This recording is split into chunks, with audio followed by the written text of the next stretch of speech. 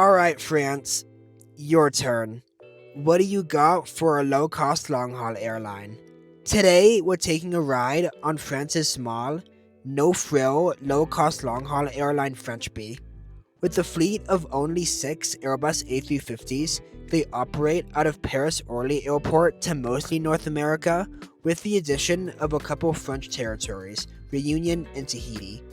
On this channel, I like to look at a country's more niche airlines that are operated with a low-cost, only pay-for-what-you-need structure to see what we really get for the price we pay with only the bare essentials.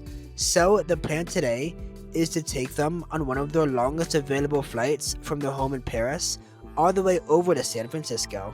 So, was the price tag on the small long-haul airline even worth it? Or would we just be better off with the Flagship Air France? What's going on, guys? Casey Farrer here. We'll see what we really get for what I really paid and see what they're actually like on board. So, let's go check in. Checking in online is standard to any international flight. First things first, it's gonna ask us if we want to pay for an upgrade to a premium economy seat.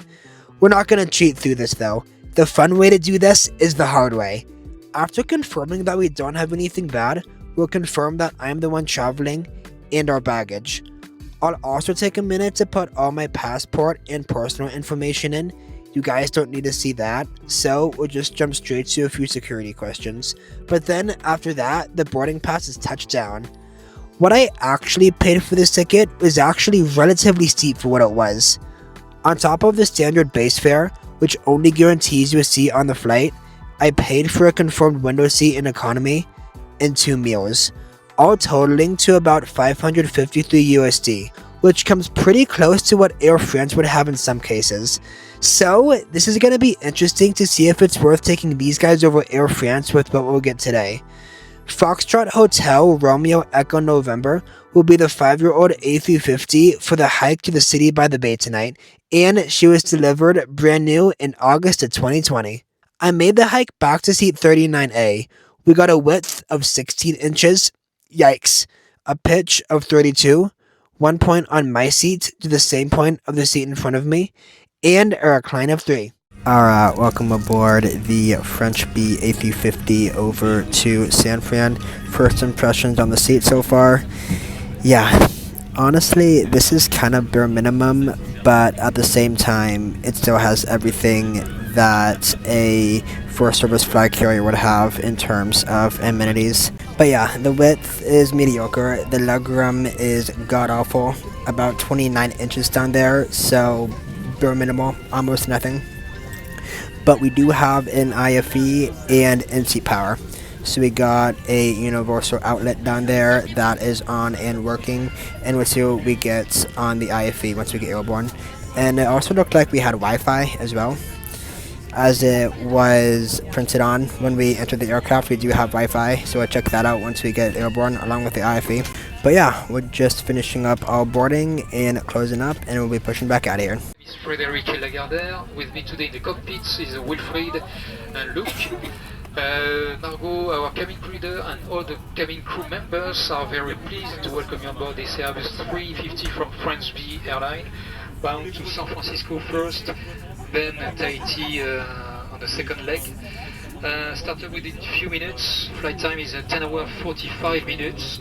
Nice flight conditions on arrival in San Francisco. It's cloudy and normally 18 degrees expected.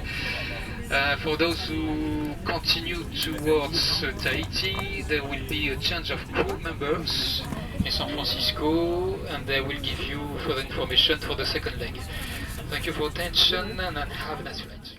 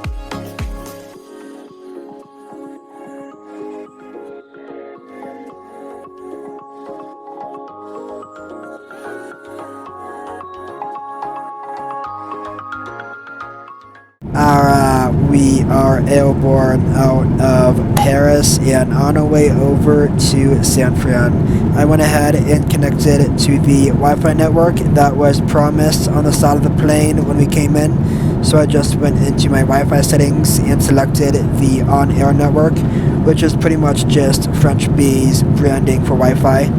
And all it was were just 4 different types of internet or internet selections, internet options. You got 4 USD for the slowest one, 9 USD for a slightly faster one, 17 for a faster one, and then 29 for the fastest one. So pretty standard. They're all going to be bar on board respectfully, but it's only pay for what you need. So if you don't need one that's as fast, you don't have to pay for it. But yeah, the cabin crew also came through with a comfort kit, which had a French Bee eye mask, which I'll definitely be holding on to, French Bee earbuds, and French Bee cleaning wipes, which are pretty cool. And they also just started their meal service. I pre-ordered a meal, so I'll be getting that and showing that to you guys and tasting it. So we'll go ahead and get that on our tray table and enter the French Bee dinner time. Main entree for Exhibit A, we got chicken and mashed potatoes in there. Exhibit B, we got some bread. Exhibit C, we got some peas in there. Exhibit D, we got a brownie. And Exhibit E, small cup of Wawa right there.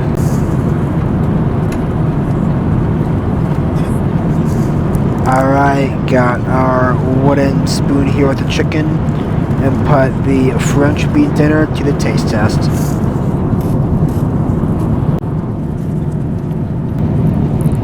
Alright, yeah, it's not that hot anymore. Granted, because I let it cool for a bit to kind of wait and procrastinate to film this segment. But yeah, it has a very strong aftertaste though.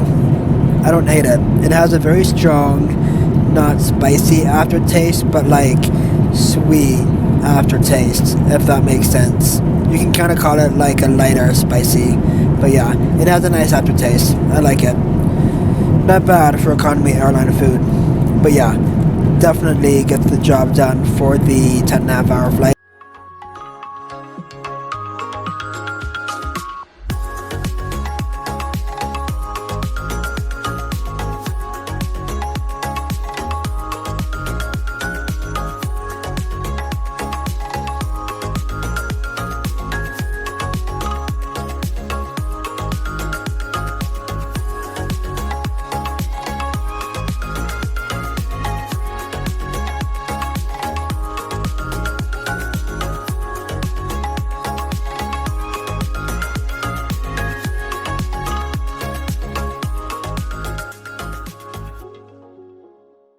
Alright, just finished my meal and gave the crew back my tray.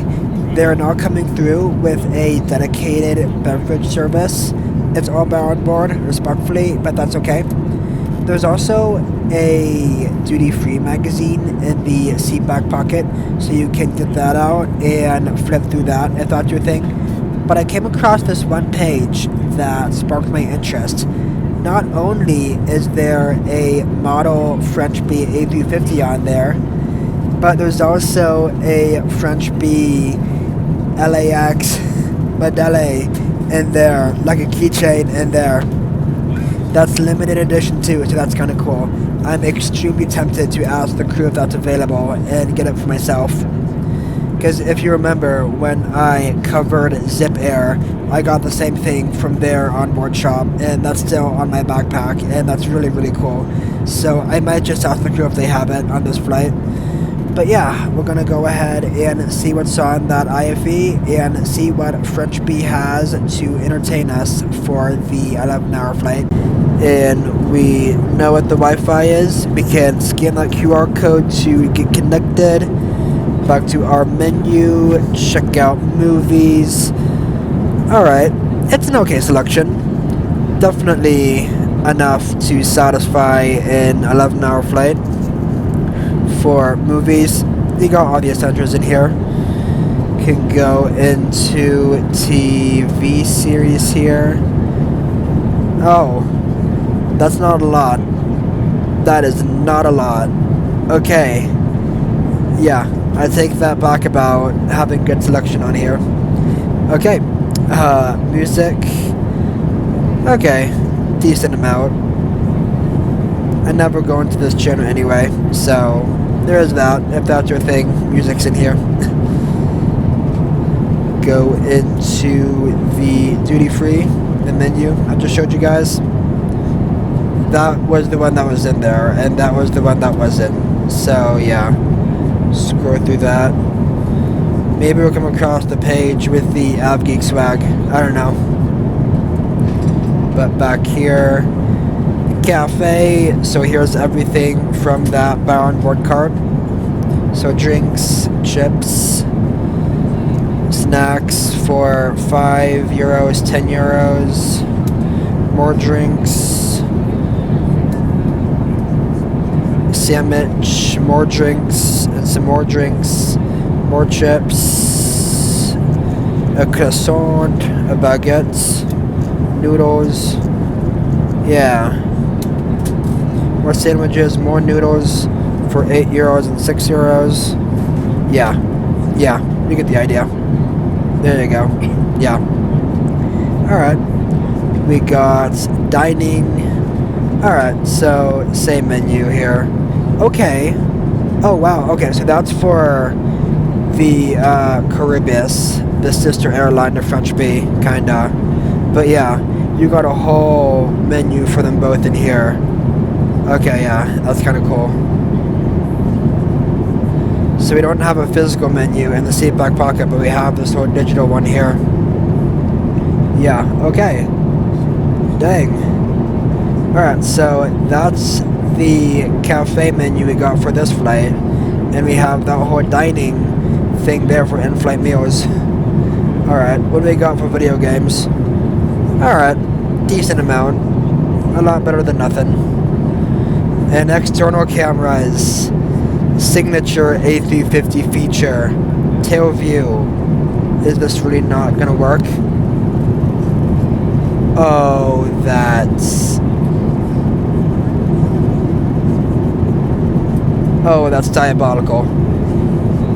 You really make the tail cameras inoperative in the seat the AvGeek is sitting. Oh, that is diabolical. Okay. Okay. The one seat where the A350's tail cameras actually don't work. Back to menu.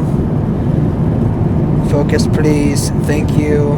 Back to menu. And then we can go to feedback where I can tell them, yo, fix your external cameras. No. But we can go into flight info. Map is unavailable. Wonderful. Okay. But we have the flight info in there. 8.5 hours left. So yeah, that's interesting. Because it isn't that the exterior cameras in the flight map are just inoperable.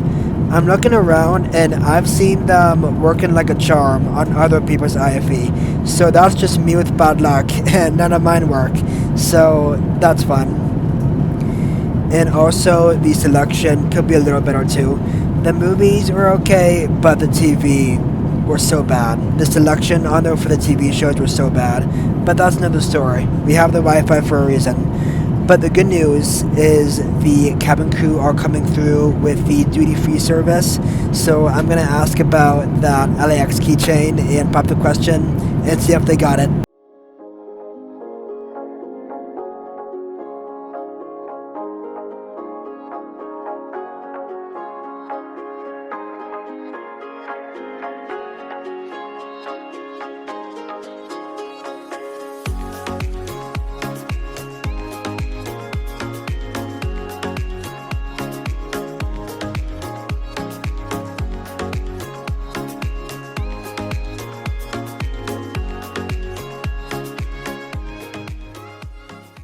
The LAX one, if it's available. LA? Yeah. Oh, yeah, LA. Alright, the transaction is complete. I got myself a new keychain. Just remember to sit back and relax and enjoy the flight. Emphasis on relax because the cabin crew is having everyone close the window shades so everyone can rest, and apparently a darker cabin helps with that, even though probably 90% of the cabin is awake right now because it's so light out. But yeah, I'm actually gonna go ahead and connect myself to the in-flight Wi-Fi because I have some schoolwork to do that I gotta get done. So I'm gonna grab my laptop out, open that, and actually be productive with this flight.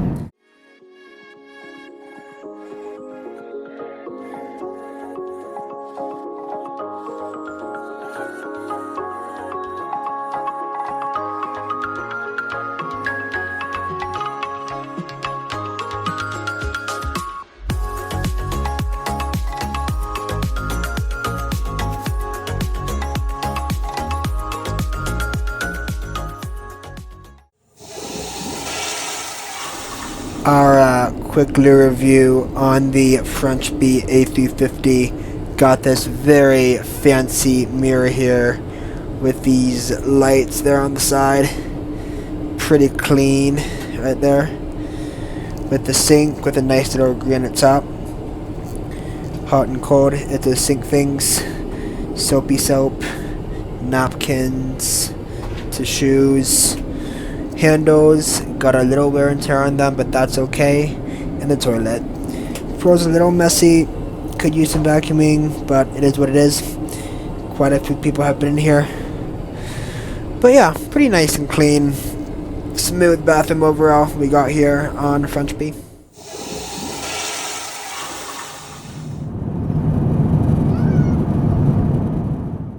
Okay, it's pre-golden hour and we're approaching the southern tip of Greenland. Yeah, I'm sorry cabin crew, but I'm gonna keep my window open and look outside for this one.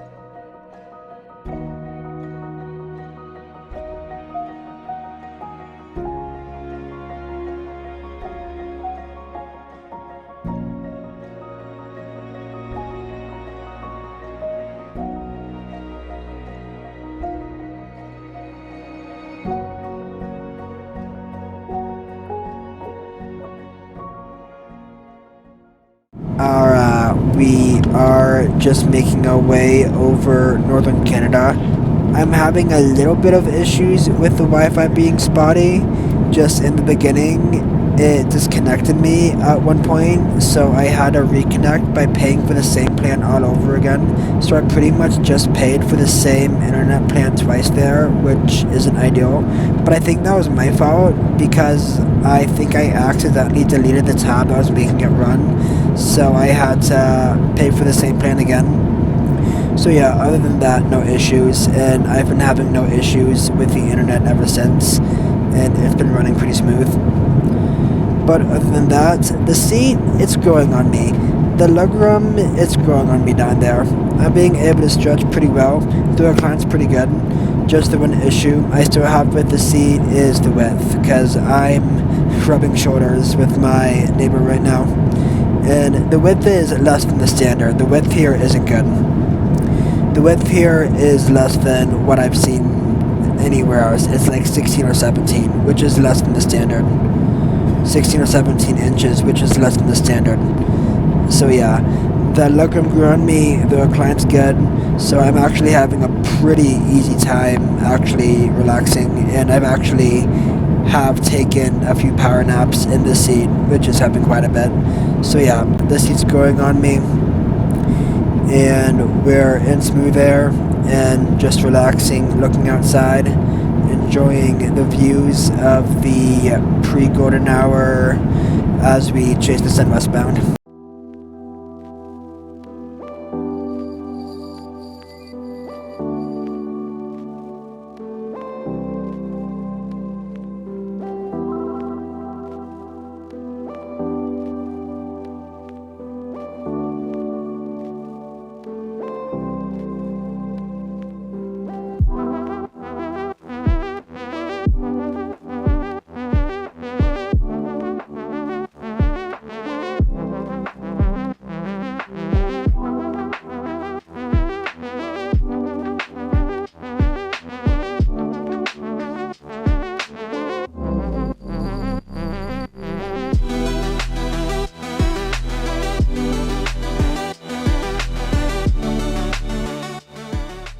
We're back in U.S. airspace over the great state of Minnesota, the land of 10,000 lakes.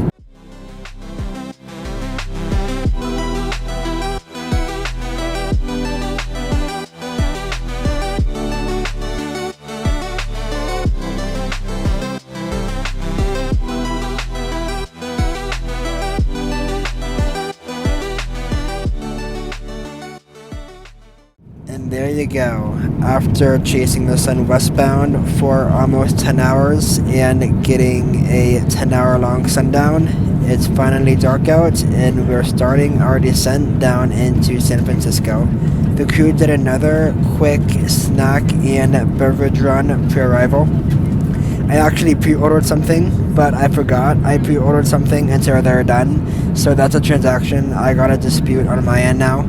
But yeah, if that happens and you pre-order something while they're doing the snack and beverage run pre-arrival, just show them proof of the transaction and I'm sure they'll give you something for free when they get to you. Since you pre-ordered that, they'll give it to you for free. But yeah, I'll use the rest of the time on the way in to rate the airline using my channel original rating system. I call it the Raleigh rating scale, very creatively named because my first name is Raleigh. If you're new here, I use the scale to rate and review the flights I take at the end of every one of my airline reviews. It has 6 different categories to see how well each airline did at each of the categories. But if you're not new here, good job. Congratulations.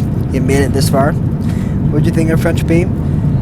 Well, let's go see how I thought. Let's go land and find out. The service was a 10 out of 10, as the crew were very friendly, thorough, and personal with all of the services, from the beverages, to meals, to duty-free.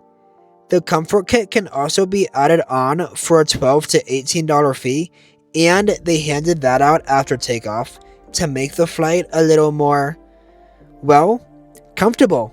The cleanliness was a 9 out of 10, as there was some wear and tear, but not much. The only place was the loo, and it was relatively minor.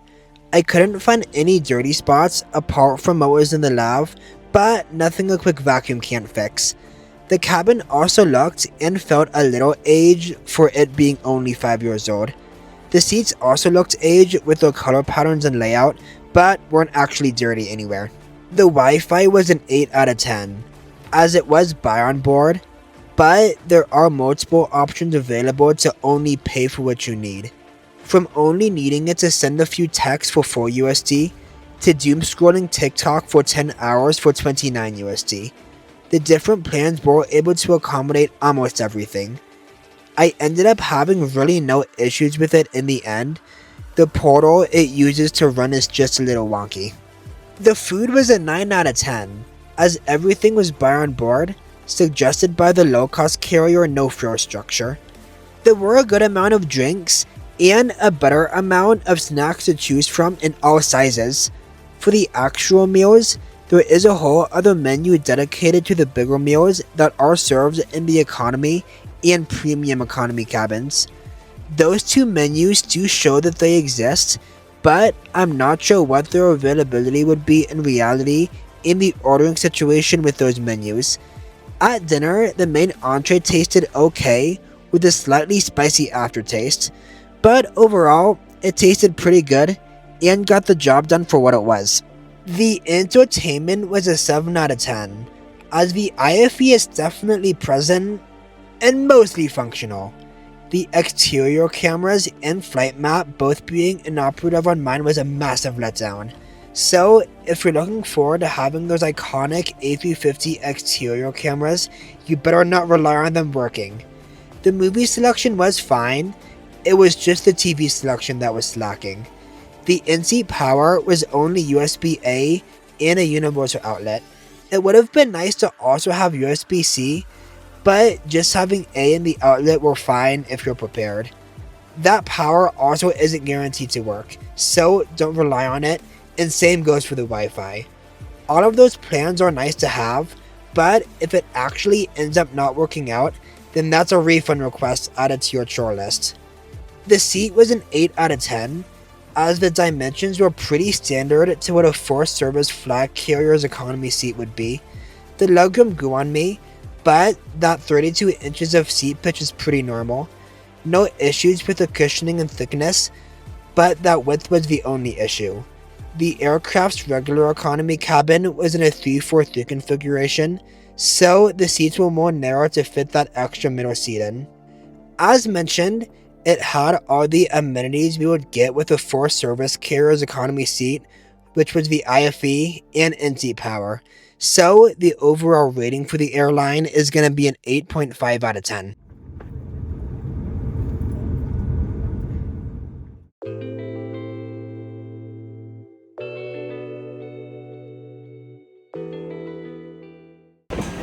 Have a good one. You're welcome, sir. Have a good one. Very Thank polite, you. very polite.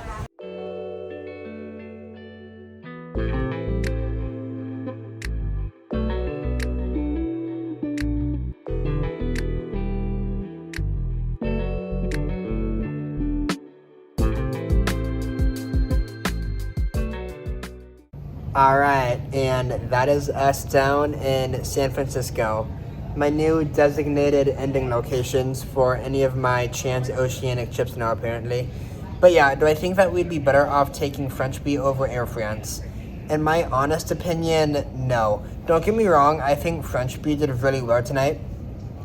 The service was great, the seat was pretty good, the entertainment was okay, the Wi-Fi got me through, the food was good. But yeah, Air France is the forced service flag carrier, and it's more consistent and it has a lot more. I have a video on them if you want to see that, and if you care, if you're watching this far, in the top right. But yeah, despite all the negative things I've said about Air France in the past, I do think taking Air France would be more beneficial. But also, like I said, don't get me wrong, I do think French Bee was still worth the price we paid. I do think it just barely got by with that $530 or something I paid for that with what we got.